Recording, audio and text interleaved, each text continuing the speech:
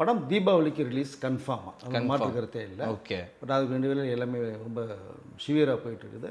குறிப்பாக சொல்லணும்னா இந்த கதை கிட்டத்தட்ட பார்த்தீங்கன்னா அவருடைய பொல்லாதன் படம் இருக்குது வெற்றிமாறனுக்கு. ஆமாம். அதற்கு முன்பாகவே நான் எழுதப்பட்ட ஒரு கதைங்கிற விஷயத்தை வந்து தெளிவுபடுத்தியிருக்காங்க. அதை பொல்லாதவனுக்கு முன்பு. ஆமாம். ஸோ இப்போ பார்த்தீங்க அப்படின்னா கிட்டத்தட்ட வட சென்னையினுடைய அந்த ஒரு சிம்டம்ஸ் நாளைக்கு ஒரு ப்ராப்ளம் எதுவும் வந்துடக்கூடாதுல முன்னெச்சரிக்கையான ஒரு விஷயத்தை சொல்லப்பட்டதான் நான் நினைக்கிறேன். ஓகே. ஏன்னா இந்த பக்கம் தனுஷ் ஒரு பக்கம் போர்க்கொடி தூக்கிட்டே இருக்காரு. என்ஓசிக்கு 20 கோடி கேட்ட ஒரு விஷயம் இருக்கு. ஆமாம். ஸோ அப்போ வட சென்னைக்குடைய சாயல் இதில் இருக்கும், கண்டிப்பாக இருக்கும்.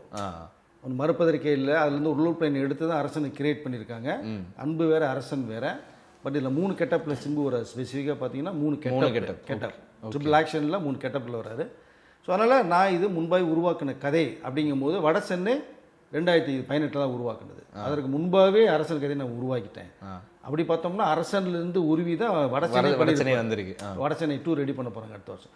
ஸோ இந்த பிரச்சனைக்கு வந்து வெற்றிமாறன் கிட்டத்தட்ட இப்போவே ஒரு முற்றுப்புள்ளி வச்சுட்டாருன்னு நினைக்கிறேன். நான் படம் ரிலீஸ்க்கு பின்னாடி யாரும் இந்த சிக்கல் உருவாகிடக்கூடாதுன்னு பாரு தெரியுது.